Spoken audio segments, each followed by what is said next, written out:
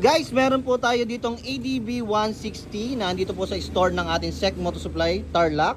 So, si Sir, fresh from the casa, yung kanyang motor, 99 Odo. Tapos, dinerecho na agad niya dito. Unang-una niya pong pinakabit ay yung ating tire hugger. Ito po. So, extended na po yan. Iwas tilamsik. At syempre, yung ating pang-ilalim, skid plate po. Iwas po gasgas sa ilalim. Kailangan po natin yan. And syempre, yung ating Q3 top box bracket. Ayan po itsura niya. So, hindi na po tatanggalin yung ating stock grab bar. Meron pong Black Ops Edition or Black Ops Extractor ng SEC. Ayan po, color black. Bumagay po sa ating white na ADB. And, syempre guys, yung ating mga bagong release, yung ating cable cover. Nakita nyo?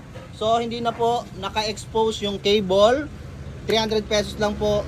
Switch cover para po dun sa analog, para hindi po nababasa ng ulan. Visor bracket. Nakaabang na po yung ating lagayan ng side mirror.